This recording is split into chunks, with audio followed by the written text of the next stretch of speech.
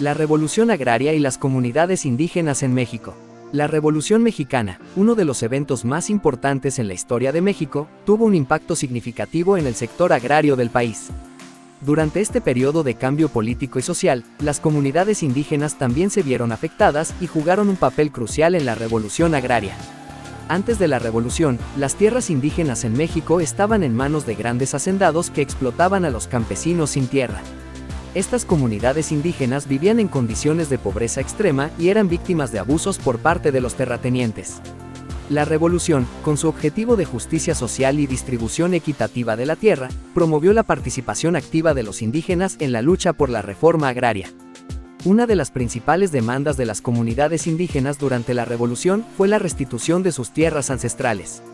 Durante siglos, los pueblos indígenas habían sido despojados de sus territorios por conquistadores y colonizadores, lo que llevó a la concentración de la tierra en manos de unos pocos. La Revolución Mexicana promovió el retorno de estas tierras a sus legítimos dueños indígenas, lo que fue un paso crucial hacia la justicia y la igualdad. La lucha de las comunidades indígenas por la tierra no solo fue una cuestión legal, sino también una batalla cultural. Durante siglos, los indígenas habían sido despojados de su identidad cultural y sometidos a la asimilación forzada. La revolución proporcionó a los pueblos indígenas una plataforma para levantar sus voces y reclamar sus derechos como ciudadanos, reconocidos y respetados en su diversidad cultural. La ley agraria promulgada durante la revolución fue un instrumento clave en la protección de los derechos de las comunidades indígenas. Esta ley estableció que las tierras comunales debían ser reconocidas y protegidas, y que los indígenas tenían el derecho a administrar y controlar sus propias tierras. Esto representó un cambio significativo en la legislación agraria y permitió que las comunidades indígenas retomaran el control de sus territorios. La revolución también abrió espacios para el surgimiento de líderes indígenas dentro de los movimientos campesinos. Personajes como Emiliano Zapata, un líder revolucionario que abogó por la restitución de las tierras a los campesinos, tuvieron un impacto importante en la causa indígena. Zapata reconoció la importancia de las comunidades indígenas en la lucha por la justicia agraria y trabajó en estrecha colaboración con ellas para lograr sus objetivos. Sin embargo, a pesar de los avances logrados durante la revolución, las comunidades indígenas aún enfrentan numerosos desafíos en la actualidad. La falta de acceso a la tierra, la discriminación racial y la marginación económica siguen siendo problemas persistentes en muchas comunidades indígenas de México.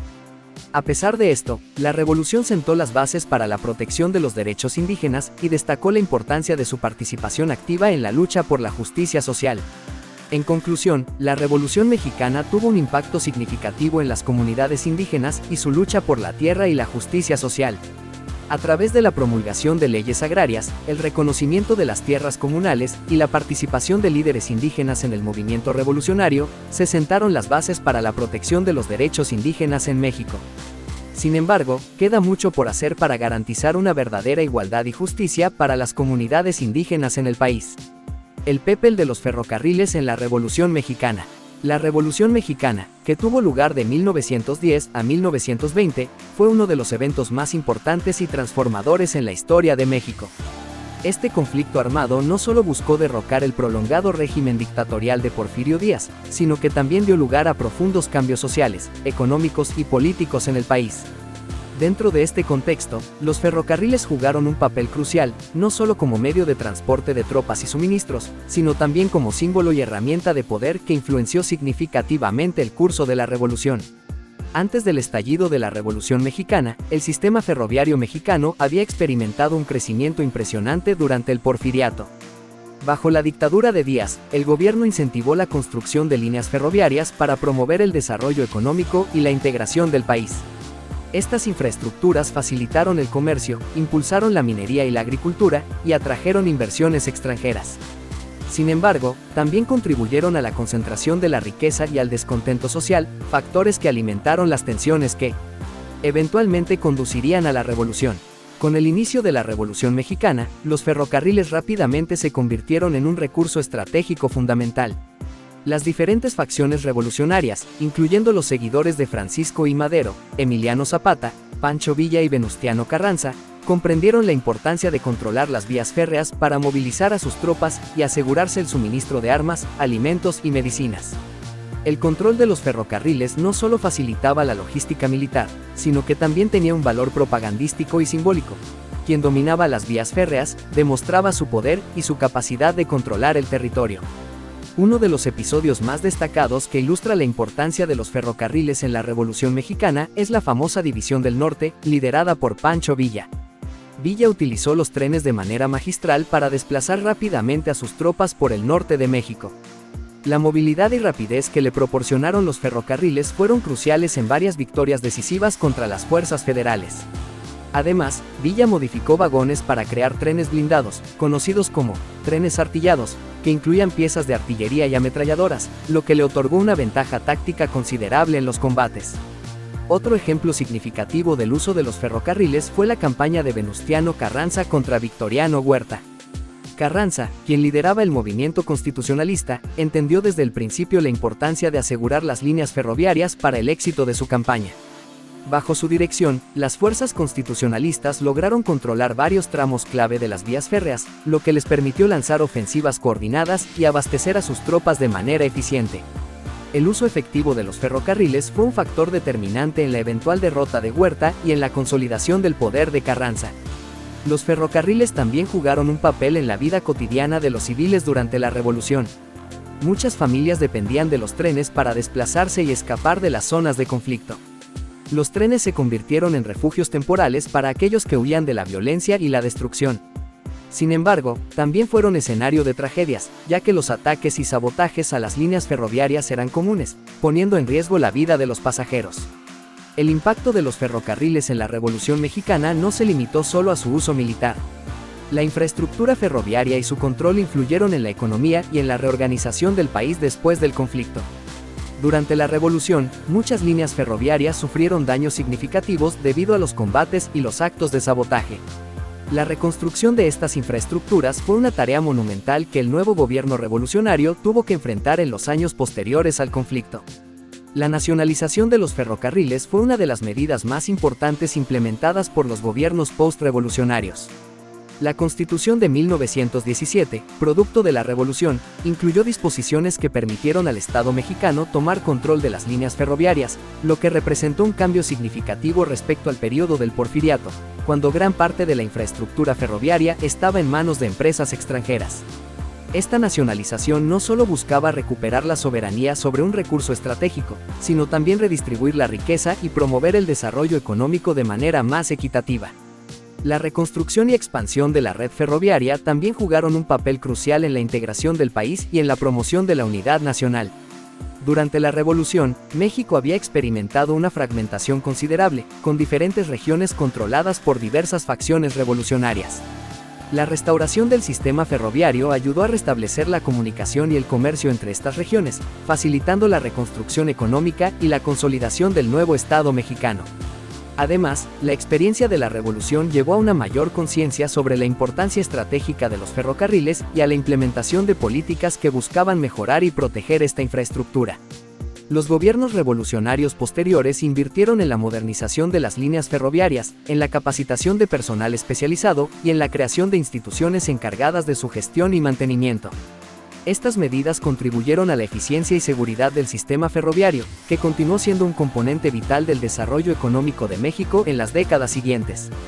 Los ferrocarriles también tuvieron un impacto cultural significativo durante y después de la Revolución Mexicana.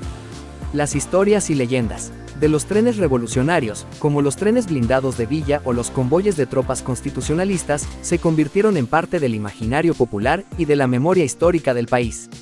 Los trenes fueron representados en la literatura, el cine y la música, simbolizando tanto la violencia y el caos de la revolución como la esperanza de cambio y progreso. A lo largo del conflicto, los ferrocarriles también sirvieron como un espacio de encuentro y convivencia entre personas de diferentes regiones y estratos sociales. Los vagones de tren se convirtieron en microcosmos donde soldados, campesinos, comerciantes y refugiados compartían sus experiencias y vivencias, creando lazos de solidaridad y comunidad en medio de la adversidad. Esta interacción contribuyó a la formación de una identidad nacional más cohesiva y a la difusión de ideas y valores revolucionarios. En resumen, los ferrocarriles desempeñaron un papel multifacético y crucial en la Revolución Mexicana. Desde su uso estratégico en el transporte de tropas y suministros hasta su impacto en la economía y la vida cotidiana de los civiles, los trenes fueron un elemento central en el desarrollo y desenlace del conflicto. La revolución no solo transformó el sistema ferroviario mexicano, sino que también dejó una huella indeleble en la memoria histórica y cultural del país. La importancia de los ferrocarriles durante este periodo destaca cómo las infraestructuras tecnológicas pueden influir en los eventos históricos y en la construcción de la nación. La Revolución Mexicana y los ferrocarriles están entrelazados de manera inseparable. Entender esta relación nos permite apreciar mejor las dinámicas y complejidades de uno de los periodos más turbulentos y transformadores de la historia de México. El papel de las tropas tejanas en la Revolución Mexicana. La Revolución Mexicana fue un conflicto armado que tuvo lugar entre 1910 y 1920 en México. Durante esta época, diferentes grupos políticos y sociales se levantaron en armas contra el gobierno de Porfirio Díaz, quien llevaba alrededor de 30 años en el poder. En esta lucha por el cambio político y social, el papel de las tropas tejanas fue fundamental. Texas, en ese entonces parte de Estados Unidos, tuvo una relación estrecha con México tanto económica como socialmente. Muchos tejanos tenían vínculos familiares y culturales en ambos países, y algunos incluso habían luchado en el lado mexicano durante la guerra entre México y Estados Unidos en la década de 1840. Así, cuando estalló la Revolución Mexicana, muchos tejanos sintieron una fuerte conexión y decidieron unirse a la lucha. Las tropas tejanas se unieron a diferentes facciones revolucionarias en México. Algunos se unieron a los maderistas, seguidores del líder Francisco I. Madero, quien fue uno de los principales líderes de la Revolución Mexicana y luchó por la democracia y la justicia social. Otros se unieron a las fuerzas constitucionalistas lideradas por Venustiano Carranza, quien se convirtió en presidente de México después de la caída de Díaz en 1911. Las tropas tejanas jugaron un papel importante en las batallas y escaramuzas que tuvieron lugar durante la Revolución Mexicana. Su conocimiento del terreno y su habilidad para luchar en condiciones difíciles fue valiosa para las fuerzas revolucionarias. Muchos tejanos también eran expertos en el uso de armas de fuego, lo que les proporcionaba una ventaja estratégica en el campo de batalla. Además de su papel en la lucha armada, las tropas tejanas también desempeñaron un papel en la diplomacia entre México y Estados Unidos durante la Revolución Mexicana. Algunos tejanos se convirtieron en intermediarios entre los líderes revolucionarios mexicanos y el gobierno de Estados Unidos, facilitando la comunicación y el diálogo entre ambos lados. Sin embargo, no todos los tejanos apoyaron la Revolución Mexicana. Algunos tejanos, especialmente aquellos con intereses económicos en México, se opusieron a la lucha y a la inestabilidad que trajo consigo. Estos tejanos se mantuvieron al margen de la lucha y buscaron mantener relaciones comerciales y diplomáticas estables con México. En general, el papel de las tropas tejanas en la Revolución Mexicana fue diverso y complejo. Algunos tejanos lucharon por la justicia social y la democracia en México, mientras que otros buscaron mantener relaciones estables con el gobierno y los empresarios mexicanos. Sin embargo, en general, las tropas tejanas tuvieron un impacto significativo en el conflicto, tanto en el campo de batalla como en la diplomacia. Su participación ayudó a dar forma al curso de la Revolución Mexicana y a sentar las bases para el México moderno. El papel de los medios de comunicación durante la Revolución Mexicana. La Revolución Mexicana, que comenzó en 1910 y se extendió por una década, marcó un hito en la historia de México. Fue un movimiento social, político y cultural que no solo transformó el país, sino que también tuvo un profundo impacto en la forma en que los mexicanos percibían y se comunicaban entre sí. En este contexto, los medios de comunicación jugaron un papel crucial. Desde periódicos y revistas hasta la naciente industria del cine y la radio, los medios fueron herramientas poderosas para la difusión de ideologías, la movilización de masas y la construcción de narrativas en torno al conflicto revolucionario. Antes del estallido de la revolución, el régimen porfirista había mantenido un estricto control sobre la prensa. El gobierno de Porfirio Díaz, que duró más de 3 décadas, se caracterizó por la censura y la represión de cualquier forma de disidencia. Los periódicos que osaban criticar al régimen eran clausurados, y los periodistas, perseguidos o encarcelados. Sin embargo, a medida que crecía el descontento popular y surgían figuras opositoras como Francisco I. Madero, los medios comenzaron a jugar un rol más activo en la oposición. Francisco I. Madero, un hombre de ideales democráticos, comprendió la importancia de los medios para la difusión de su mensaje. En 1908, publicó su libro, La sucesión presidencial en 1910, en el cual criticaba abiertamente a Díaz y proponía reformas democráticas. Este texto se difundió ampliamente gracias a los medios de comunicación clandestinos y a la prensa crítica del régimen, contribuyendo significativamente a su popularidad y al eventual levantamiento armado. Con el inicio de la revolución, los periódicos y las revistas se convirtieron en instrumentos esenciales para la comunicación entre los líderes revolucionarios y sus seguidores. Publicaciones como Regeneración, dirigida por los hermanos Flores Magón, jugaron un papel fundamental en la propagación de ideas revolucionarias y en la denuncia de las injusticias sociales. Este periódico, que comenzó a publicarse en 1900, se convirtió en una voz importante del movimiento obrero y campesino, criticando tanto al régimen de Díaz como a los abusos cometidos por los grandes terratenientes y empresarios.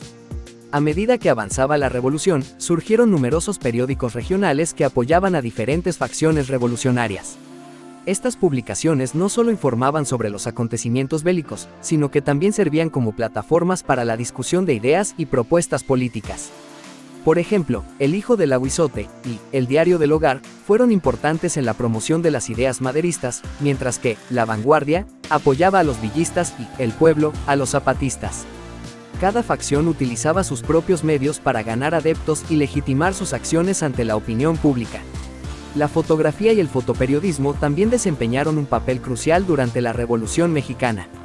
Las imágenes de los combates, los líderes revolucionarios y las condiciones de vida de la población se convirtieron en poderosas herramientas de persuasión y propaganda. Fotógrafos como Agustín Víctor Casasola capturaron momentos clave de la revolución, creando un archivo visual que ayudó a formar la memoria colectiva del conflicto.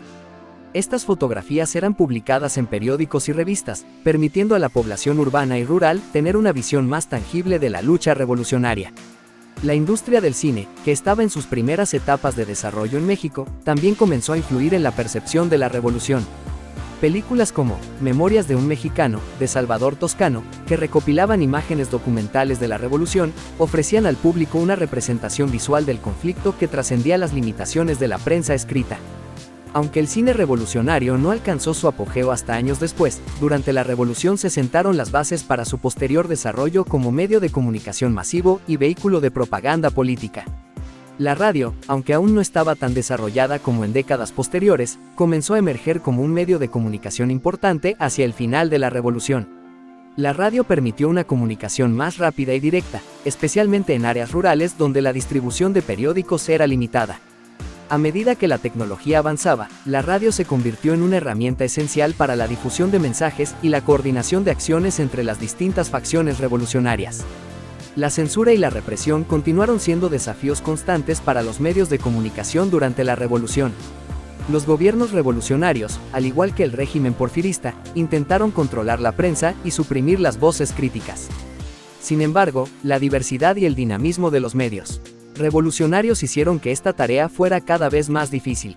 Los periodistas y editores adoptaron diversas estrategias para sortear la censura, desde la publicación clandestina hasta el uso de seudónimos y la distribución de material de contrabando.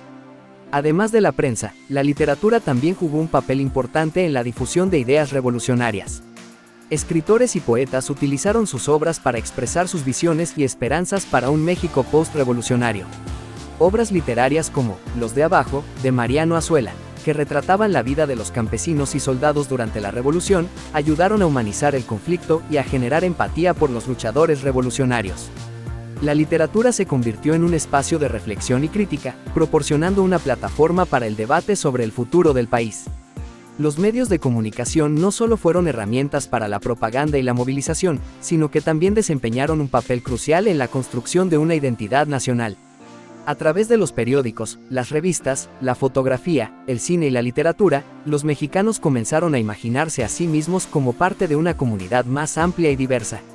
La Revolución Mexicana no solo fue un conflicto armado, sino también un proceso de transformación cultural y social, en el cual los medios de comunicación tuvieron un papel central. Al final de la Revolución, México había cambiado profundamente. La Constitución de 1917, que surgió como resultado de este proceso, reflejaba muchos de los ideales y aspiraciones que habían sido difundidos a través de los medios de comunicación revolucionarios.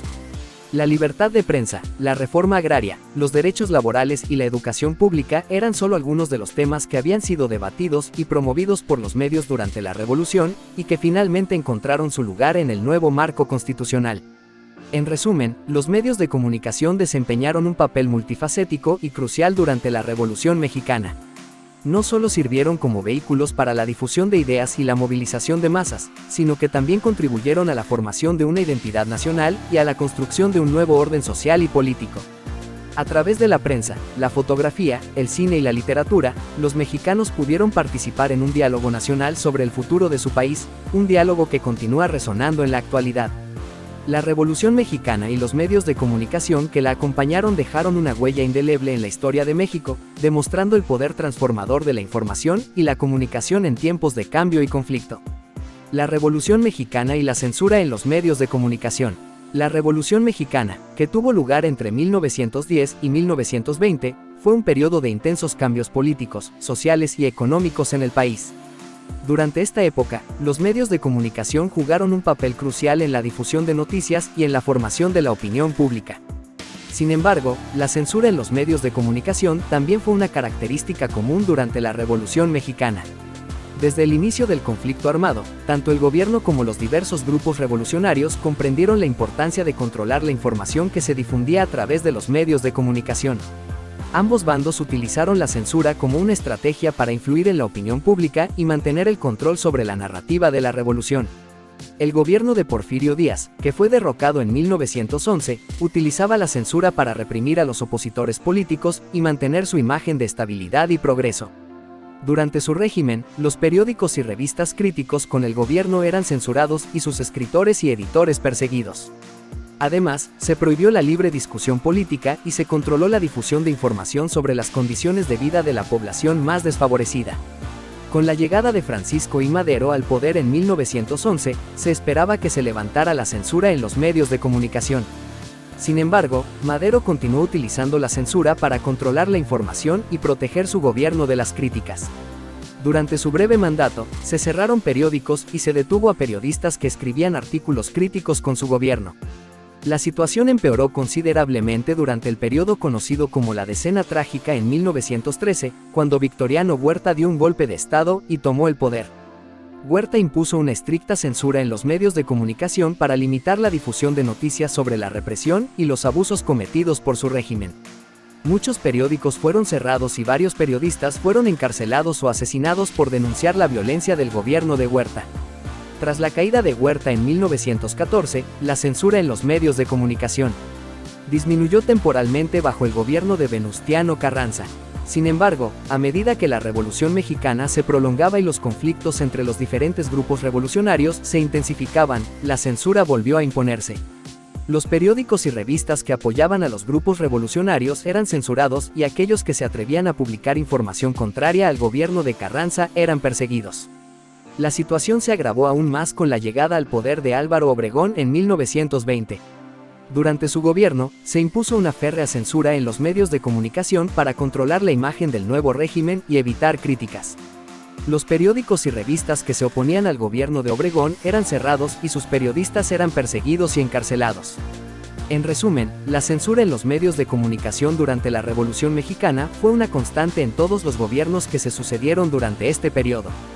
Tanto el gobierno como los grupos revolucionarios utilizaron la censura como una herramienta para controlar la información que se difundía y mantener su imagen y poder. Esta censura limitó la libertad de expresión y dificultó la difusión de noticias e ideas contrarias al régimen en el poder. Emiliano Zapata y su lucha por la reforma agraria durante la Revolución Mexicana.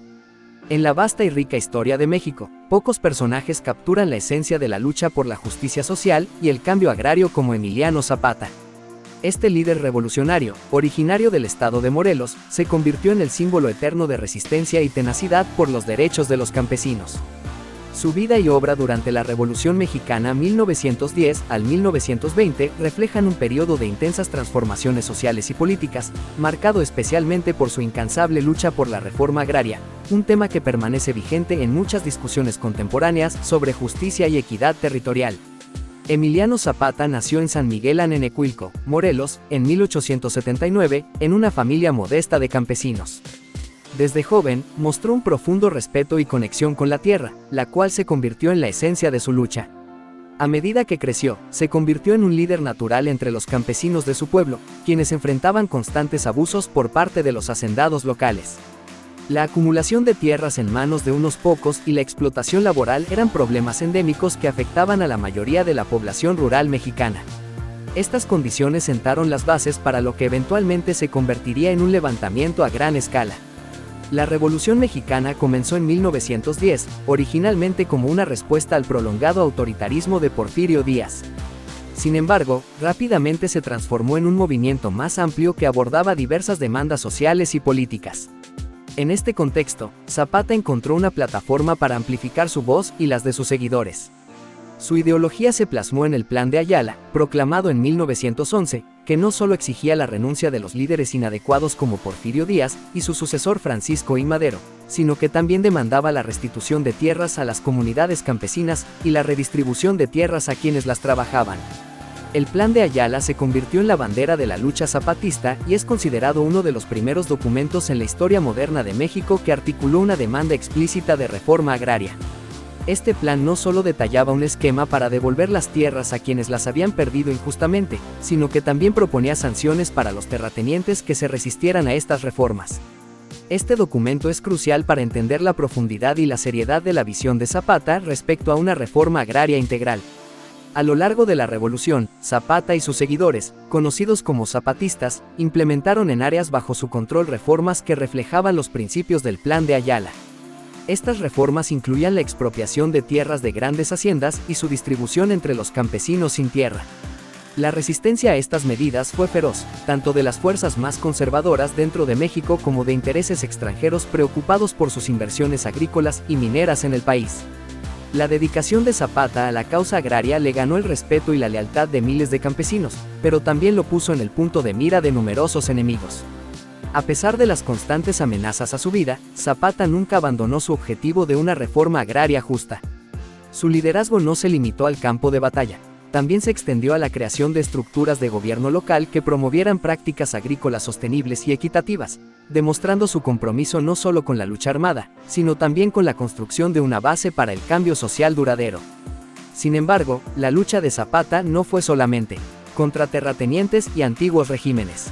Dentro del mismo movimiento revolucionario, encontró oposición en figuras como Venustiano Carranza y Álvaro Obregón, quienes tenían visiones diferentes sobre la dirección y los objetivos de la revolución.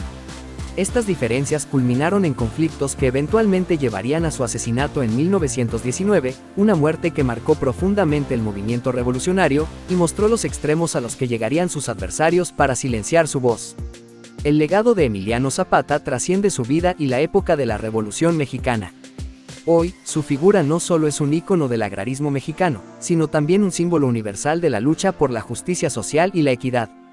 La reforma agraria por la que luchó sigue siendo un tema de gran relevancia en muchas regiones de México, donde la distribución de la tierra y el acceso a recursos sigue siendo desigual. A pesar de su muerte prematura, las ideas de Zapata y su compromiso con los derechos de los campesinos continúan inspirando a nuevas generaciones.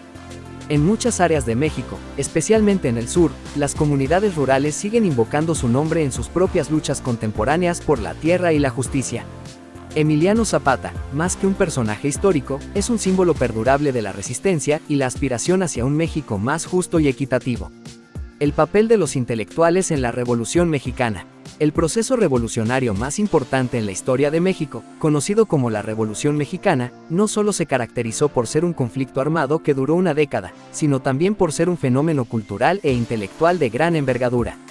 En este contexto, los intelectuales desempeñaron un papel crucial, ofreciendo tanto la estructura ideológica como la crítica y las propuestas necesarias para la transformación social y política del país. Su participación no se limitó a la reflexión teórica, sino que incluyó la acción directa en los acontecimientos. La Revolución Mexicana, que inició en 1910, tuvo un profundo impacto gracias a las ideas y aportes de estos hombres y mujeres de letras.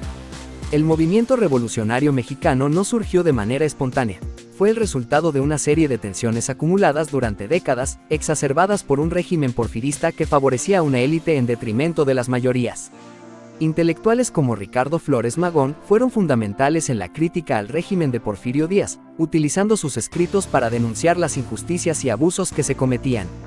Los hermanos Flores Magón, a través del periódico Regeneración, difundieron las ideas anarquistas y socialistas que posteriormente influirían en la lucha revolucionaria. Por otra parte, José Vasconcelos, conocido como el Maestro de América, es otro de los intelectuales que, desde su posición con grandes responsabilidades en el gobierno post-revolucionario, promovió una profunda transformación educativa y cultural. Vasconcelos, como secretario de Educación Pública, implementó un ambicioso programa de alfabetización y creación de bibliotecas públicas con el fin de elevar el nivel cultural de la población. Sus esfuerzos en la editorial de libros y revistas nos dieron una visión crítica sobre la nacionalidad, la identidad y el mestizaje. Manuel Gómez Moján fue otro destacado intelectual que, en su caso, contribuyó a la consolidación institucional del país. Como cofundador del Partido Acción Nacional PAN mucho después de la Revolución, aunque parte de su activismo ocurrió durante la década revolucionaria, Gómez Moján aportó ideas en torno a la construcción de un Estado mexicano con cimientos sólidos y democráticos. Su visión incluía la participación de ciudadanos científicos y profesionales comprometidos con el bienestar social.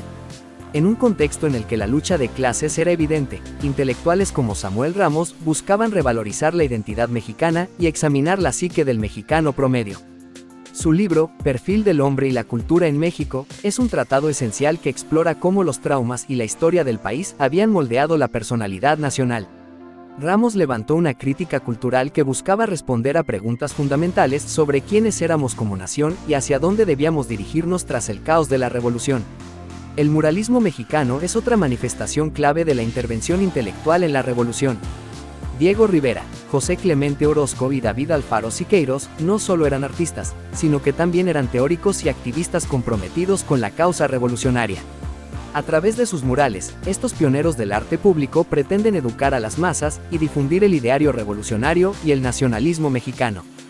Sus obras no son solo pinturas, sino tratados visuales que narran la historia del país y promueven los valores y aspiraciones del movimiento. Octavio Paz, aunque más joven y perteneciente a la generación literaria posterior a la Revolución, también ofrece una reflexión crítica sobre los eventos y sus consecuencias. En El laberinto de la soledad, Paz examina el impacto de la Revolución en la identidad mexicana, cuestionando los mitos y realidades que surgieron a raíz del conflicto. Su análisis filosófico e histórico ofrece valiosos insights sobre la naturaleza del mexicano post-revolucionario. Las escritoras y periodistas también jugaron un papel vital en este movimiento. Antonieta Rivas Mercado, por ejemplo, fue una defensora acérrima de los ideales revolucionarios y participó activamente en campañas políticas y publicaciones que promovían la causa revolucionaria. Rivas Mercado luchó por los derechos de las mujeres y trabajó en diversas plataformas para asegurar que sus voces fueran escuchadas en medio del tumulto revolucionario. Jacinto Treviño y Martín Luis Guzmán utilizaron la novela como un medio para exponer las complejidades y contradicciones de la revolución. El águila y la serpiente, de Guzmán, es una obra maestra que no solo narra eventos históricos, sino que también indaga en las motivaciones y el carácter de los revolucionarios. Estas narraciones proporcionaron una crítica aguda y ofrecieron una mirada introspectiva sobre las fuerzas que moldeaban la lucha. Incluso en el ámbito de la antropología y el indigenismo hubo intelectuales que jugaron roles significativos. Manuel Gamio, considerado el padre de la antropología en México, promovió políticas de integración indígena y realizó estudios extensivos para entender mejor las culturas prehispánicas. Su trabajo no solo tuvo valor académico, sino que también influyó en políticas públicas y en el reconocimiento de la diversidad cultural del país. No se puede olvidar el papel que jugaron los poetas y escritores en la creación de una narrativa revolucionaria. Ramón López Velarde y su poema, La suave patria, ofrecieron una visión idealizada del México post-revolucionario, mientras que otros como Alfonso Reyes reflexionaron sobre el lugar de México en el mundo y su destino histórico. Estas obras literarias no son meramente estéticas, sino que contienen un profundo análisis de la realidad sociopolítica de la época.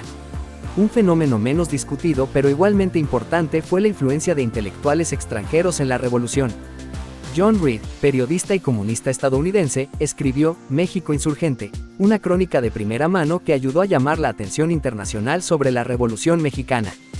Sus escritos no solo documentaron los eventos, sino que también ofrecieron una perspectiva externa crítica que contribuyó a la comprensión global del conflicto.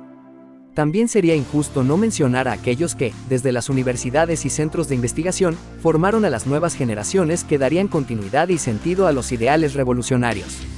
Personalidades como Ezequiel A. Chávez y otros académicos dedicaron su vida a la enseñanza y a la formación de profesionales comprometidos con una visión de justicia social y equidad.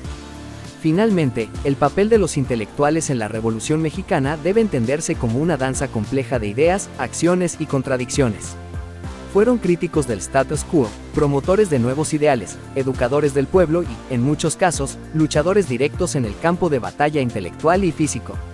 Sin su intervención, es difícil imaginar que la revolución hubiera tenido la profundidad y el alcance para transformar no solo un sistema político, sino también el alma de una nación. El papel de las mujeres en la Revolución Mexicana, retos y avances en la lucha por la igualdad de género.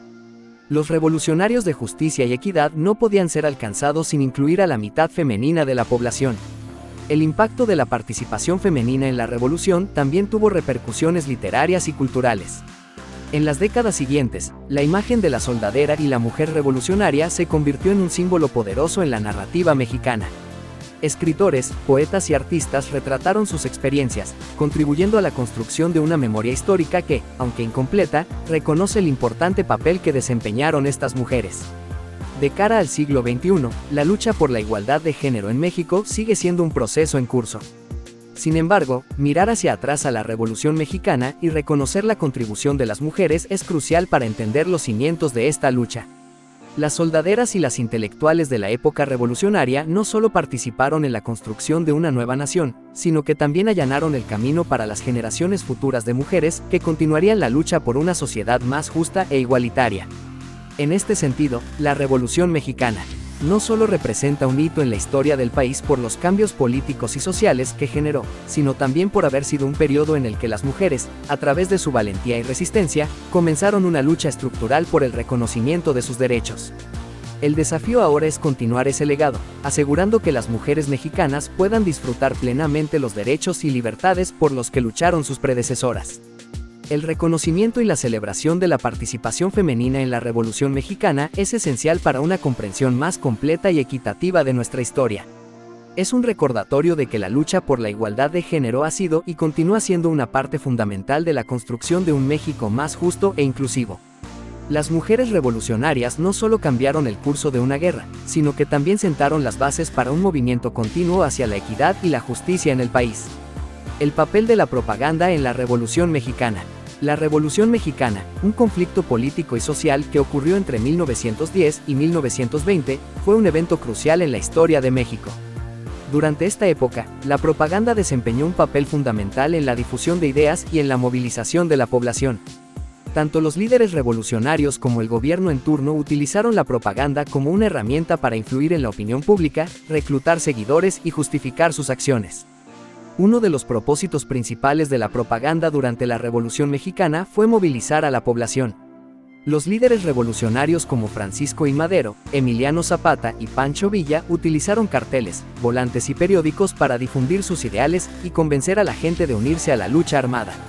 Estos materiales propagandísticos se distribuían de manera masiva, aprovechando la expansión del sistema de ferrocarriles y la creciente alfabetización en el país. La propaganda también se utilizó como una herramienta de desinformación y manipulación de la opinión pública. Durante la revolución, tanto los revolucionarios como el gobierno en turno difundieron noticias falsas, exageraciones y tergiversaciones de los hechos con el fin de influir en la percepción de la población. Esto se hizo tanto a través de medios de comunicación como periódicos y radio, como en forma de rumores y chismes que se propagaban entre la población. Además de movilizar a la población y manipular la opinión pública, la propaganda durante la Revolución Mexicana también se utilizó para justificar las acciones de los líderes revolucionarios y el gobierno. Ambos bandos presentaban sus acciones como justas y necesarias, y pintaban a sus enemigos como opresores y traidores. La propaganda se empleaba para construir una narrativa que legitimara y glorificara la causa propia, generando un sentimiento de unidad y lealtad entre los seguidores. La propaganda durante la Revolución Mexicana también tenía un objetivo internacional. Tanto los revolucionarios como el gobierno buscaban el apoyo de otros países e influir en la percepción internacional del conflicto. Se enviaban agitadores y propagandistas a otros países para difundir los ideales revolucionarios o para contradecir la narrativa oficial. Además, se utilizaban publicaciones y materiales propagandísticos en otros idiomas para llegar a una audiencia internacional. En cuanto a las técnicas de propaganda utilizadas durante la Revolución Mexicana, se recurrió a elementos visuales impactantes y emotivos. Los carteles y volantes propagandísticos utilizaban colores llamativos, imágenes dramáticas y consignas sencillas para captar la atención de la gente. También se empleaban discursos y mensajes cargados de emociones, apelando a la esperanza, el orgullo nacional o el miedo para persuadir y movilizar a la población. Es importante destacar que, si bien la propaganda fue una herramienta efectiva para los líderes revolucionarios y el gobierno, también se enfrentaron a desafíos y resistencia. No todos los mexicanos se dejaron convencer por la propaganda y muchos cuestionaron su veracidad. Además, la propaganda también fue utilizada en su contra por los enemigos de la revolución, generando una guerra de información en la que ambos bandos trataban de desacreditar al otro. En conclusión, la propaganda desempeñó un papel central en la Revolución Mexicana. Tanto los líderes revolucionarios como el gobierno utilizaron esta herramienta para movilizar a la población, manipular la opinión pública, justificar sus acciones y buscar el apoyo internacional. La propaganda se valió de técnicas visuales y emocionales para captar la atención de la gente y persuadirla. Sin embargo, también se enfrentaron a desafíos y resistencia. La propaganda fue una pieza clave en el conflicto revolucionario, desempeñando un papel crucial en la construcción de narrativas y en la movilización de la sociedad mexicana. Los cristeros y su lucha por la libertad religiosa durante la Revolución Mexicana.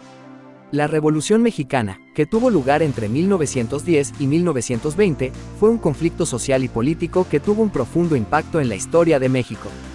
Durante este periodo, el país experimentó una serie de cambios radicales, incluyendo la promulgación de una nueva constitución en 1917 que buscaba establecer un gobierno más democrático y equitativo. Sin embargo, uno de los temas más controvertidos de esta época fue la cuestión de la libertad religiosa. Durante la Revolución, las tensiones entre la Iglesia Católica y el Estado mexicano se intensificaron. Esto se debió en gran medida a la influencia que la Iglesia tenía sobre la política y la sociedad mexicana en ese momento. La Iglesia era dueña de tierras y propiedades y tenía una gran riqueza y poder. Además, tenía una influencia significativa sobre la educación y la moral pública. Esta situación comenzó a cambiar cuando el presidente mexicano Porfirio Díaz fue derrocado en 1911, lo que marcó el comienzo de la Revolución Mexicana. A medida que el conflicto se intensificaba, los líderes revolucionarios, como Emiliano Zapata y Francisco Villa, comenzaron a cuestionar el papel de la Iglesia en la sociedad mexicana y a exigir cambios en las políticas religiosas. En 1914, el presidente Venustiano Carranza promulgó una serie de leyes conocidas como leyes de reforma, que buscaban socavar el poder de la Iglesia en México. Estas leyes incluían la prohibición de órdenes religiosas, la confiscación de bienes eclesiásticos y la restricción del clero en la participación política. Estas leyes provocaron una respuesta violenta por parte de la Iglesia y sus seguidores, especialmente en las zonas rurales y conservadoras de México. En muchos casos, los católicos se organizaron en grupos armados conocidos como cristeros, que se rebelaron contra el gobierno y lucharon por la defensa de la libertad religiosa. La lucha de los cristeros duró varios años y fue particularmente feroz en los estados de Jalisco, Michoacán y Guanajuato, donde la presencia de la Iglesia era especialmente fuerte. Estos grupos armados utilizaron tácticas guerrilleras para resistir al gobierno, atacando cuarteles militares, secuestrando funcionarios y enfrentándose en batallas campales. La violencia de esta lucha fue extrema, con actos de brutalidad cometidos por ambos bandos. Hubo ejecuciones sumarias, torturas y persecución religiosa. Se estima que miles de personas murieron durante este conflicto, incluyendo sacerdotes, fieles y soldados. A pesar de la brutalidad de la guerra, los cristeros lograron llamar la atención del gobierno y del público en general sobre la cuestión de la libertad religiosa.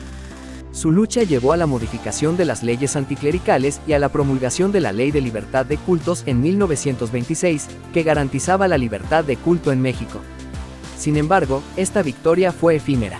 En 1926, el presidente Plutarco Elías Calles promulgó una nueva serie de leyes anticlericales aún más restrictivas, conocidas como la Ley Calles.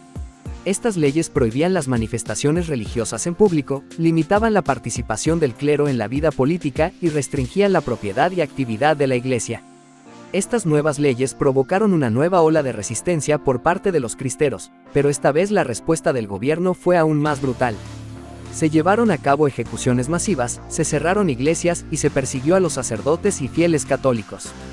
La guerra civil continuó hasta 1929, cuando finalmente se llegó a un acuerdo entre el gobierno y los cristeros. En ese año, se firmó el Pacto de San Andrés, que puso fin oficialmente a la rebelión de los cristeros. Sin embargo, las leyes anticlericales y la persecución religiosa continuaron bajo el gobierno del Partido Nacional Revolucionario, que mantuvo el control del país durante varias décadas. No fue hasta 1992, con la reforma de la Constitución mexicana, que se garantizó plenamente la libertad religiosa en el país. En conclusión, la lucha de los cristeros durante la Revolución Mexicana fue un intento desesperado por parte de los católicos mexicanos de preservar su libertad religiosa en un momento de intensos cambios políticos y sociales. A pesar de su valentía y sacrificio, su victoria fue efímera y la persecución religiosa en México continuó durante varias décadas. Su lucha es un recordatorio importante de la importancia de la libertad religiosa y del largo camino que aún queda por recorrer en la búsqueda de la tolerancia y la convivencia pacífica en México. La figura de Venustiano Carranza en la Revolución Mexicana, su papel como líder y su legado en la política del país. La figura de Venustiano Carranza en la Revolución Mexicana es esencial para entender la compleja trama de la historia política de México en la primera mitad del siglo XX. Nacido el 29 de diciembre de 1859 en Cuatro Ciénegas, Coahuila, Carranza emergió como una figura clave no solo en la lucha armada que sacudió al país desde 1910, sino también en la configuración de un nuevo marco institucional y legal que seguiría influyendo en la política mexicana durante décadas. Venustiano Carranza hizo su primera incursión en la política como presidente municipal de Cuatro Ciénegas, inspirándose en el ejemplo de su padre, quien también había participado activamente en la política local. Sin embargo, sería su oposición firme al régimen de Porfirio Díaz lo que lo catapultaría a la escena nacional. Carranza se unió a las filas de los revolucionarios liderados por Francisco I. Madero, quien en 1910 llamó a las armas para derrocar al envejecido dictador Díaz, dando inicio a la Revolución Mexicana. Tras el triunfo de Madero y su ascenso a la presidencia en 1911, Carranza fue nombrado gobernador de Coahuila, donde comenzó a acrecentar su influencia política a nivel regional. Sin embargo, su papel como seguidor de Madero se vería truncado por el dramático golpe de Estado perpetrado por Victoriano Huerta en 1913, evento conocido como la Decena Trágica. Con Madero asesinado y Huerta en el poder, Carranza se vio obligado a actuar. Fue entonces cuando proclamó el Plan de Guadalupe, rechazando el usurpador gobierno de Huerta y asumiendo el liderazgo del ejército constitucionalista. El liderazgo de Carranza en la lucha contra Huerta no solo dependió de su habilidad táctica y militar, sino que también supo tejer alianzas con otras facciones revolucionarias, aunque estas relaciones siempre fueran marcadas por tensiones y conflictos. Su capacidad para unir a fuerzas tan diversas fue prueba de su destreza política y de su visión estratégica. Sin embargo, su liderazgo no fue un mero ejercicio de táctica militar, fue un proyecto político y social con vistas a una reforma más profunda de la nación mexicana. La derrota de Huerta en 1914 fue un hito que, aunque consolidó la posición de Carranza, también abrió nuevas fricciones entre los revolucionarios. Las convenciones de Aguascalientes y la subsecuente ruptura con figuras como Francisco Villa y Emiliano Zapata ilustraron las profundas divisiones dentro del movimiento revolucionario. Carranza, sin embargo, mantuvo su posición y se consagró formalmente como jefe del Ejecutivo en 1915. En este periodo, su visión política empezó a tomar una forma más definitiva. Carranza tenía una visión clara del nuevo orden constitucional que México necesitaba, y su legado más notable en este sentido sería la Constitución de 1917. La Asamblea Constituyente se llevó a cabo en Querétaro y no estuvo exenta de tensiones, pero culminó en un documento que sería fundamental para el México moderno. La Constitución de 1917 incluyó innovaciones radicales en sus artículos, destacando el 27 y el 123, que abordaron la reforma agraria y los derechos laborales, respectivamente. Estos artículos fueron diseñados para atender algunas de las demandas más apremiantes de la revolución campesina e industrial. Aunque Carranza no aceptaba del todo las ideas radicales de algunos de sus contemporáneos, su pragmatismo político le permitió instituir reformas que establecieron nuevas bases para la justicia social en México. Estas reformas, si bien no resueltas en su totalidad, pusieron el marco para una nación más equitativa y moderna. El hecho de que la Constitución de 1917 siga vigente, aunque con sucesivas enmiendas, es un testimonio de su duradero impacto. Sin embargo, no todos los aspectos del liderazgo de Carranza fueron elogiados. Su administración enfrentó críticas por su centralismo y por la forma en que manejó las relaciones con otros líderes revolucionarios. La tensión con Villa y Zapata, así como su conflictiva relación con Álvaro Obregón, son indicativos de las limitaciones y desafíos de su gobierno. Estas rivalidades y su inclinación al acumular poder terminarían erosionando parte de su apoyo político. En 1920, Carranza intentó imponer como sucesor a Ignacio Bonillas, desencadenando una nueva rebelión liderada por Álvaro Obregón y otros generales sonorenses en lo que se conoció como el Plan de Agua Prieta. Esta insurrección marcó el fin de su presidencia y, eventualmente, de su vida. Carranza fue asesinado en Tlaxcalantongo, Puebla, el 21 de mayo de 1920, mientras intentaba huir hacia Veracruz. Su muerte fue un trágico fin para quien había jugado un papel tan crucial en la reconstrucción del país. A pesar de esta conclusión violenta y amarga, el legado de Venustiano Carranza es innegable.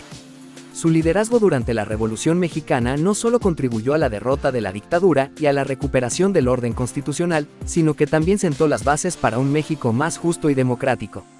La Constitución, de 1917, es probablemente su contribución más duradera, proporcionando un marco jurídico que ha guiado la evolución de las leyes y las instituciones mexicanas hasta el presente.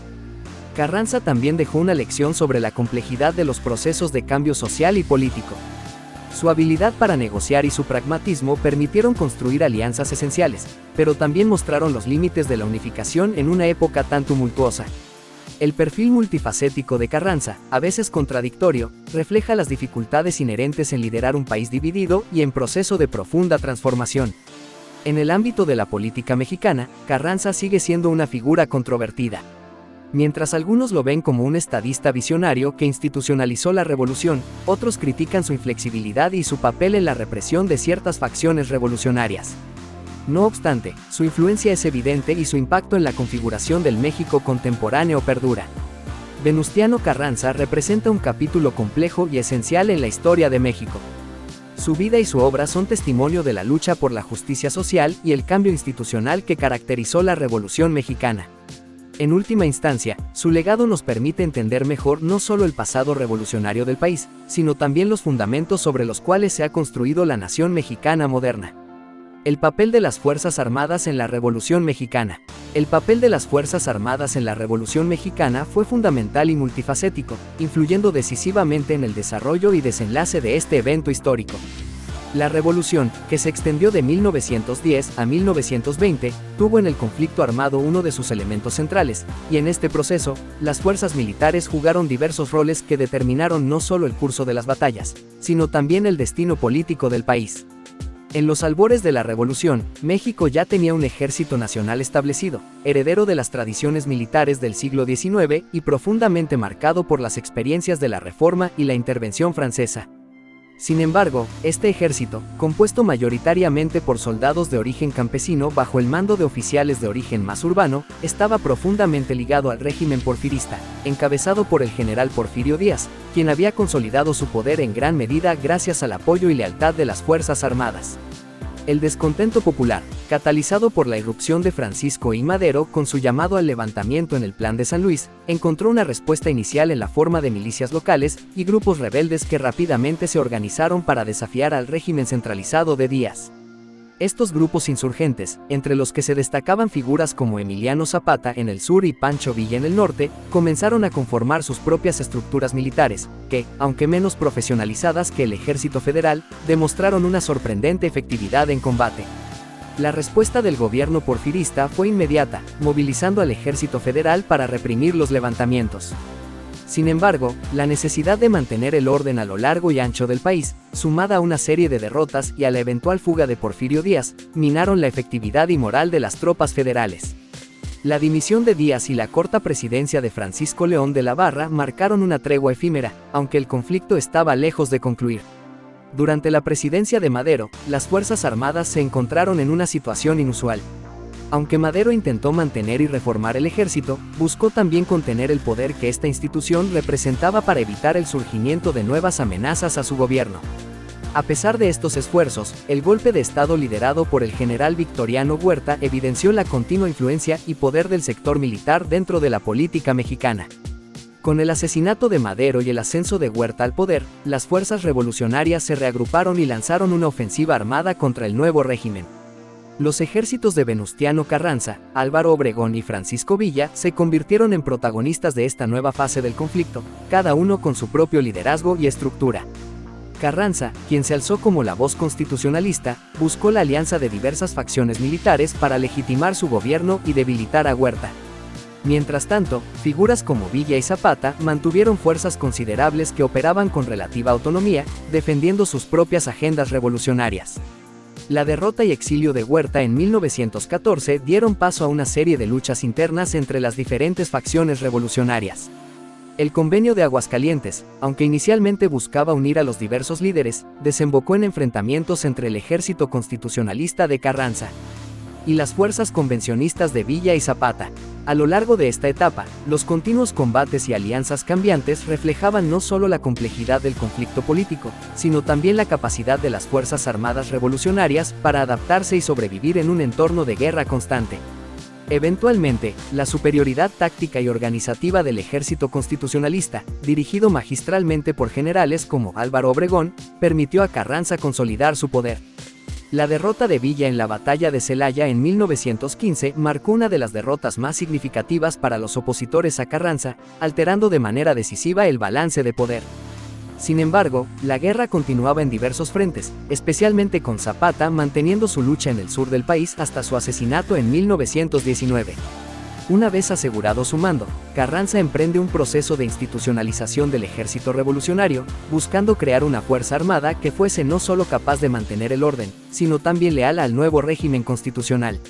Las filas del ejército se nutrieron de antiguos combatientes revolucionarios, consolidando una mezcla de experiencia militar y lealtad política.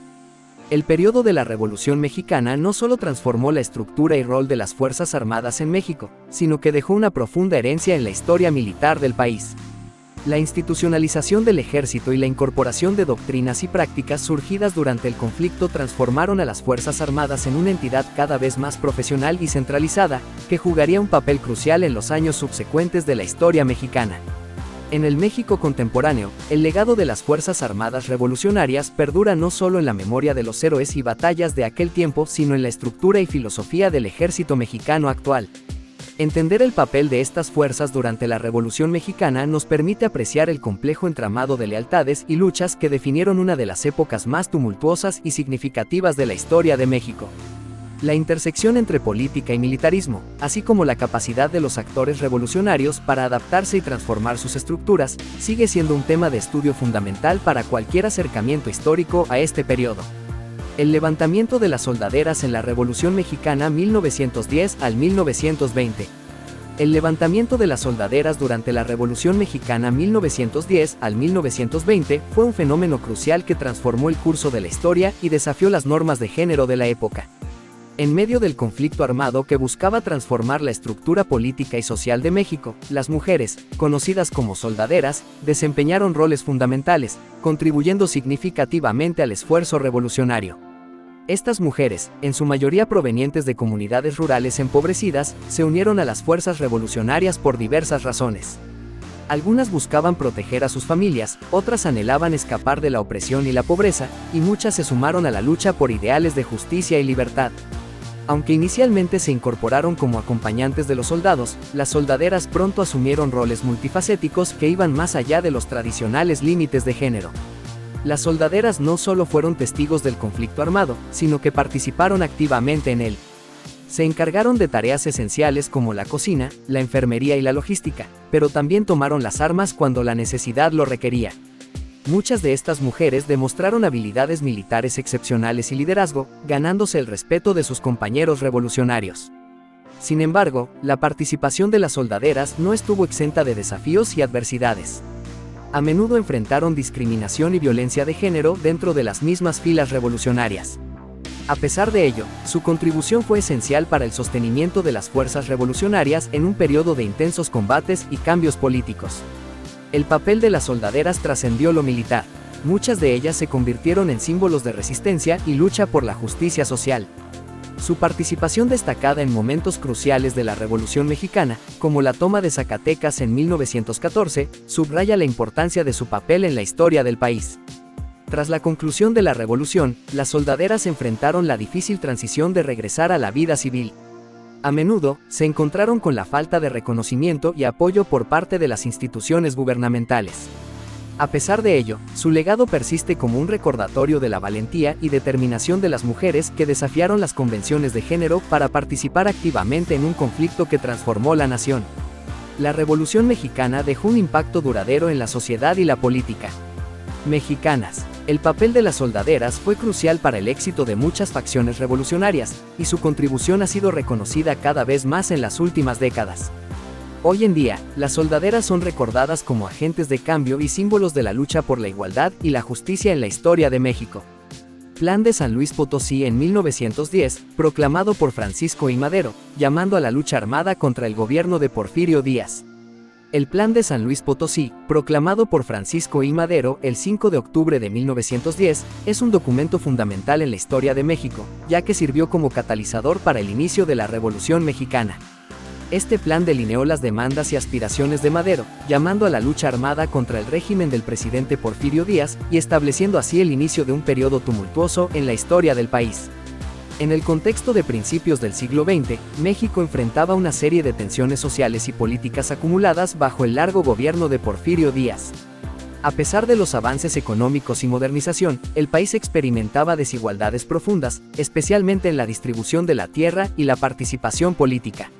Madero, un terrateniente y empresario, se convirtió en un líder clave para aquellos que buscaban cambios significativos. El Plan de San Luis Potosí se originó como respuesta a la falta de avances en las demandas de Madero por una competencia política más abierta y equitativa. En el plan, Madero desconoció la reelección de Díaz y llamó a sus seguidores a tomar las armas el 20 de noviembre de 1910, marcando así el inicio de la Revolución Mexicana. La demanda central del plan era sufragio efectivo, no reelección, reflejando la insistencia de Madero en el establecimiento de un sistema político más democrático. La proclamación del Plan de San Luis Potosí se convirtió en un llamado a la acción para aquellos que estaban descontentos con el régimen de Díaz.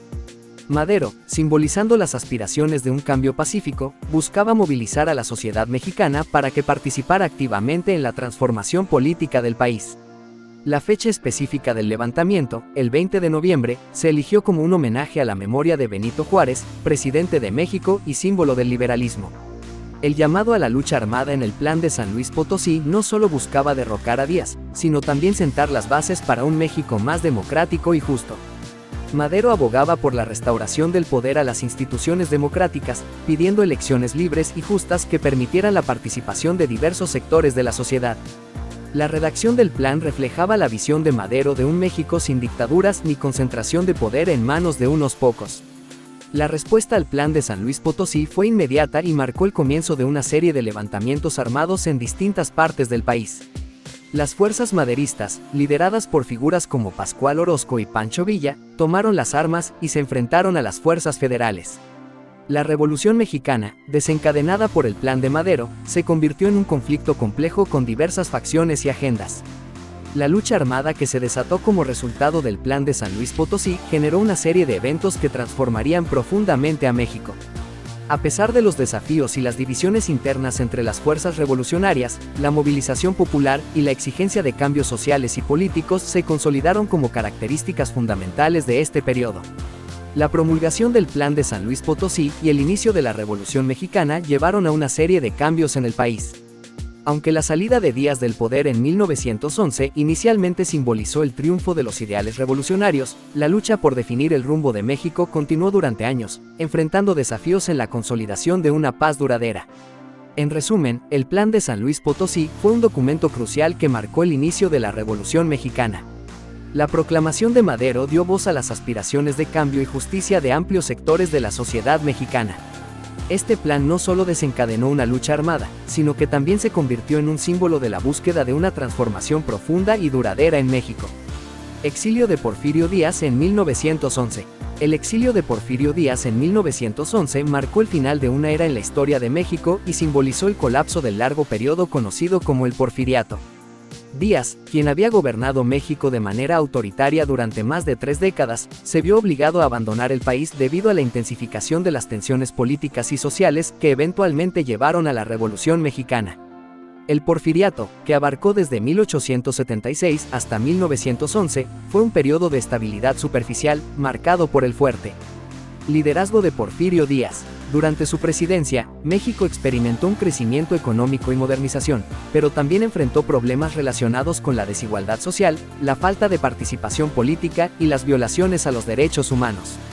A medida que avanzaba el siglo XX, las tensiones acumuladas en la sociedad mexicana se manifestaron en diversas formas de oposición al régimen de Díaz. El Plan de San Luis Potosí, proclamado por Francisco Madero en 1910, fue un llamado a la insurrección contra Díaz y sus políticas. La Revolución Mexicana se desató, buscando cambios profundos en la estructura social y política del país. Las fuerzas revolucionarias, lideradas por figuras como Francisco Madero, Pascual Orozco y Pancho Villa, ganaron apoyo popular y militar. Díaz, ante la creciente oposición, se vio obligado a renunciar a la presidencia en mayo de 1911 y buscar refugio en Europa. Su exilio marcó el fin de una era en la que su régimen había dominado la política mexicana. El exilio de Díaz no fue una simple retirada, fue un momento crucial que reflejó la dinámica cambiante de la Revolución Mexicana.